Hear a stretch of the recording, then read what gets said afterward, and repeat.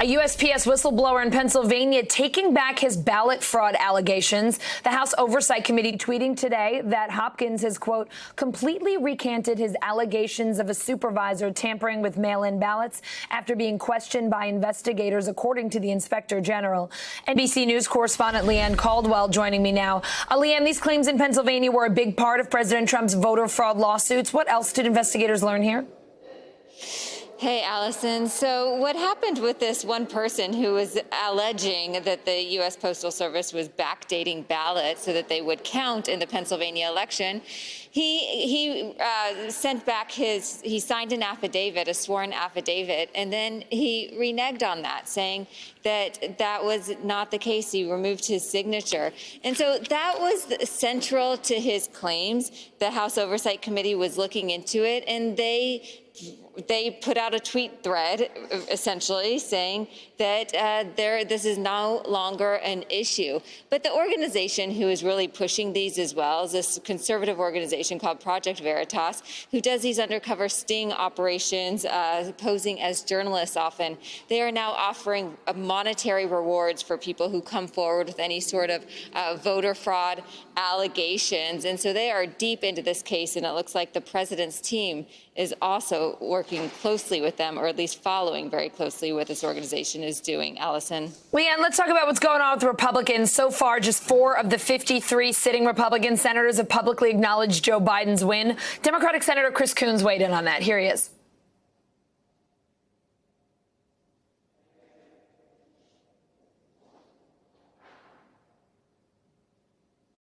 I see no evidence of voter fraud in the key states that would need to have their outcomes changed, and I so far see little evidence of any Republicans standing up to the president. There have been 4 so far here in the Senate. My hope is that this is the week when that will begin to turn bluntly, that they accept that. I mean, they call me to say, you know, congratulations, please convey my well wishes to the president-elect, but I can't say that publicly yet. Leanne, are you seeing any more cracks among the Republicans, and why won't most of them acknowledge these election results?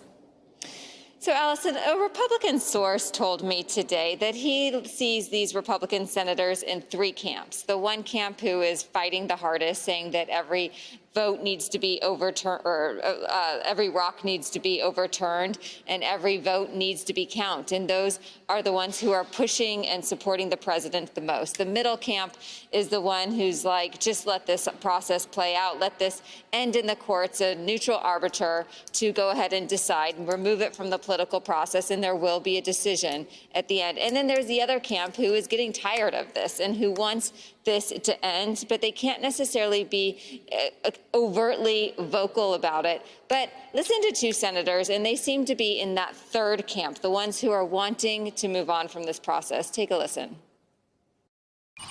We're on a path. It looks likely that Joe Biden is going to be the next president of the United States. It's not 100% certain, but it is quite likely. And so I think a transition process ought to begin. Well, with regard to the transition itself, I think they should be able to work out an issue between them to allow certain parts of it to move forward.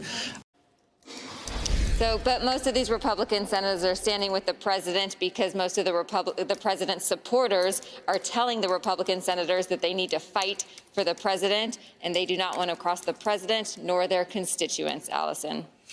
Oh, Leanne, the divisiveness continues on, but it is wonderful to see you in the meantime to talk about it. Thank you so much.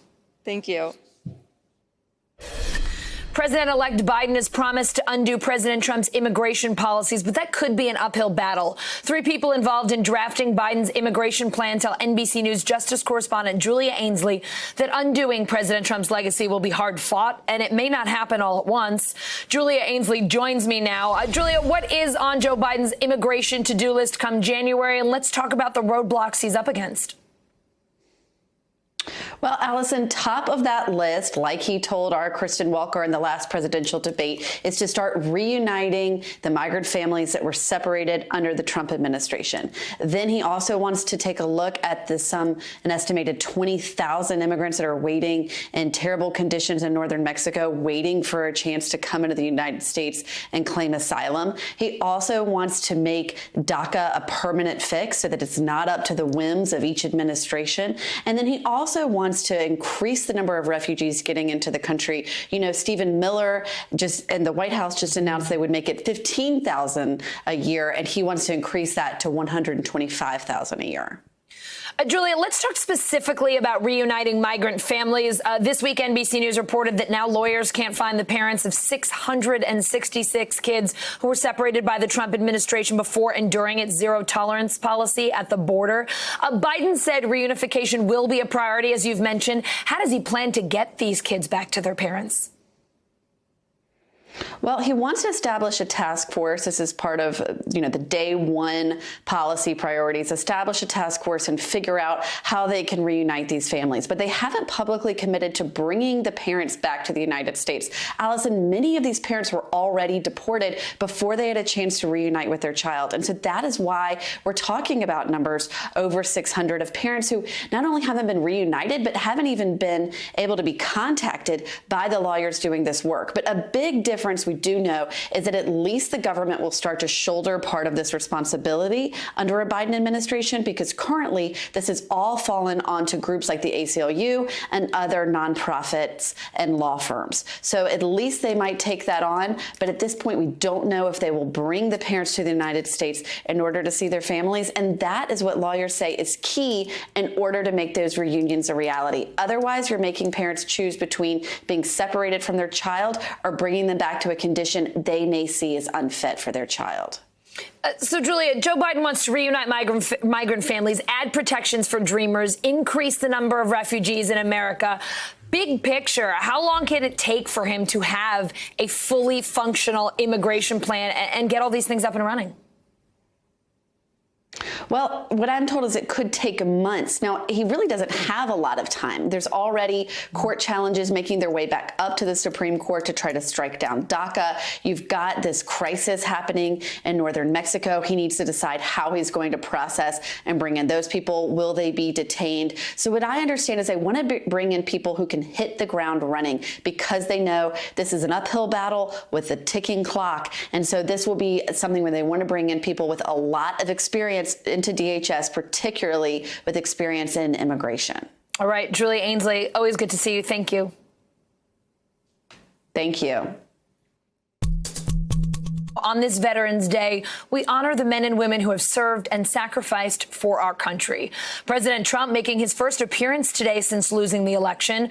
President-elect Biden paying his respects to veterans in Philadelphia. Biden is moving forward with his transition team, even though the current White House won't let them access key funds and intelligence reports.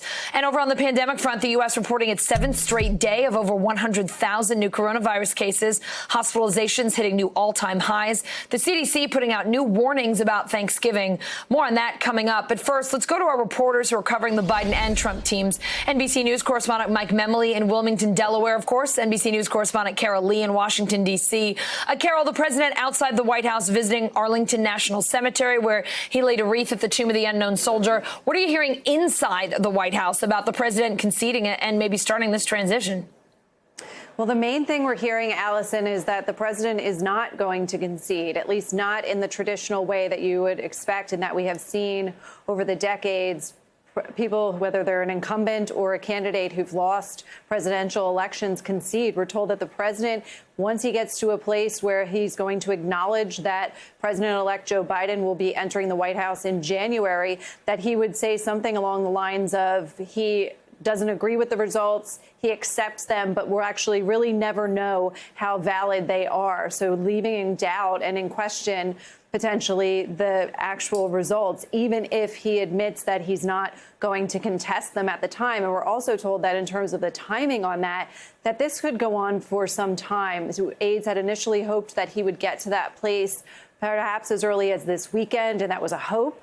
It sounds like it will be a little bit longer than that, and there are those around the president who are saying he shouldn't give any speech like that until all of the votes are certified, and potentially not until the electors have cast their votes in December. So this could go on for another number of weeks. And meanwhile, what we're told is that the president's team around him, there's increasing frustration that he's in this position, that he won't commit to a path forward, not only for the next 70 days, but also what he's going to do once he leaves the White House. The one thing that one source told me that the president is doing is that he's preparing to be the loudest opposition leader out there, and that he is not going to go quietly and intends to remain a force once he does leave office. But in terms of a concession, I wouldn't expect to see anything like we've seen from other candidates or presidents in the past. Mike, Joe Biden also honoring our servicemen and women today. This morning, he visited the Korean War Memorial. Biden doesn't seem to be particularly fazed by the lawsuits, the transition delays, at least not outwardly. How is his team moving forward, though, when they don't have access to basic things they need, like the presidential daily briefing? Biden sort of set the tone that he was not worried, said it wasn't consequential. His team is moving forward. But, let's remind everybody of what's involved in a presidential transition. There are 4,000 positions in the federal government that are going to be turned over for a Biden administration. The entire West Wing, pretty much, is going to empty out in favor of a new Biden staff on January 20th. A lot of those positions require vetting. A lot of those positions require background checks. A lot of those positions also require Senate confirmation. And so every day that is delayed with not getting this assertion from the General Services Administration is a day that the Biden team loses in order to try to make progress towards those goals. And there's 11 weeks between Election Day and Inauguration Day. That may sound like a long time, but really in terms of all that we just laid out, that's really just a bare minimum of what the Biden team really needs. So speaking with Biden transition officials, they're doing the best to adapt to these new circumstances. They're trying to, instead of getting their agency review teams into the administration, meeting with the career officials who may stay on, they're working from the outside, trying to speak with outside stakeholders about what they know. But I think the biggest concern among some Democrats and now even Republicans on Capitol Hill is about what you mentioned, the presidential daily brief. Biden has not had access to that. He has had some classified briefings during the campaign as the Democratic nominee, but not to the level of specificity about ongoing operations, deep information about threats facing the United States that he's going to need to be fully briefed on by Inauguration Day. And so as Carol lays out the timeline of once we were thinking this week and stretching potentially into next month, I think that's going to raise the level of concern on the Biden team that there's only so much they can do without all the access they need before they take some of the steps that perhaps they've been talking about, including legal action, Allison. Carol, the president, of course, still claiming election fraud, but an international watch group that the Trump administration invited to monitor our election is saying it witnessed no irregularities in either Michigan or Georgia. Could you tell us more about their findings and what the administration is saying about it? Yeah, talk about ironies, Allison. Yeah. This is the Organization of American States. It was an organization, a group that was hired by the State Department to do this. They put 28 observers, I want to get this right, into 13 from 13 different countries into various states, including Georgia and Michigan. And what they found is that there were no irregularities or voter fraud in the way that the president has been alleging. What's so interesting about that is we just heard from the Secretary of State, Mike Pompeo, yesterday, who had this very flip answer, and some critics found it disturbing when asked about a transition, saying, yes, we're going to have a transition to a second Trump term. And so, meanwhile, this organization that was hired by his own State Department is saying, undercutting exactly what the president is alleging in all of this. And we're also learning from our own reporting that officials overseas who are stationed overseas, who work for the State Department, have not received any guidance from the State Department or the government on how to react to the elections, what results, what to do, how they should proceed. And so some of them, we're told, are back channeling to members of the Biden transition team or people that they know who are associated with the president-elect, trying to figure out sort of what next steps might be. So a lot of confusion, not just here in Washington and across the country, but really across the world, where we have government officials who are stationed in capitals all over the place. Mike, there are reports that Kamala Harris's husband, Doug Emhoff, will leave his law firm around the inauguration to join the Biden administration. Do we have any confirmation or further information about that report? Yeah, Allison, part of the history of having the first woman vice president is having the first second gentleman. Doug Emhoff are going to be taking that role on January 20th. And yes, my colleague Deepa Shivaram just confirmed as well that he will leave his law firm. Doesn't it sound strange to say join the administration? He's going to be part of the administration for sure, but obviously working alongside his wife, Senator Harris, soon to be Vice President Harris. And it's worth noting what we're seeing in terms of the first spouse as well on Joe Biden's side, Dr. Biden. She, of course, as second lady, continued to do what she's done throughout her professional career, which is teach. And we're told that she's going to continue to teach as the First Lady of the United States, which is going to be an interesting bit of history of her own. I actually interviewed Dr. Biden about this a year ago today, and she talked about what it was going to be like to be able to show that example. She said what a powerful thing it would be for other teachers throughout the country to see somebody as the First Lady also continuing to do what she would plan to do, which is to teach. As Joe Biden says, teaching isn't what she does, it's who she is. And so we're seeing a different, interesting comparison side by side of Dr. Biden and Doug Emhoff here. It's really cool to see. And Mike, I just have to say, second gentleman has just such a nice ring about it. I don't know. It just sounds really cool. Let me ask you, are you hearing about any other names, any other people who might serve in the Biden administration? We've been loving playing the speculation who might end up their game, but you probably have some solid information. It's bringing back those great days of the Veep stakes, isn't it, Allison? Love those days. This is certainly even on a wider scale. Exactly. So many positions to fill in terms of the cabinet. The Biden team's focus at this point is getting the West Wing filled first. Some of those other positions in the government as well that have to oversight and relationship with dealing with the pandemic. Now, we've been told all along that Ron Klain is the favorite for chief of staff. I've also been hearing this week that Steve Ricchetti, a longtime Biden advisor, his former chief of staff, also as vice president, is also in for a top West Wing role. And then in terms of the cabinet, you know, the Biden team has been saying that likely we're not going to hear some of those positions until December, although Biden did say yesterday he hopes to be able to at least release a couple of those names before Thanksgiving. If we do hear some cabinet positions that early, expect that they might be HHS and also potentially Treasury Secretary. As Biden has laid out, we're dealing with a pandemic and we're dealing with an economic crisis, and they would want to set the tone very quickly with those two key positions. For sure. All right, Mike, we'll come up with a catchy name to replace the Veep stick since we enjoyed it so much. Mike Memoli, Carol Lee, thank you both as always. Hey, NBC News fans, thanks for checking out our YouTube channel. Subscribe by clicking on that button down here and click on any of the videos over here to watch the latest interviews, show highlights, and digital exclusives. Thanks for watching.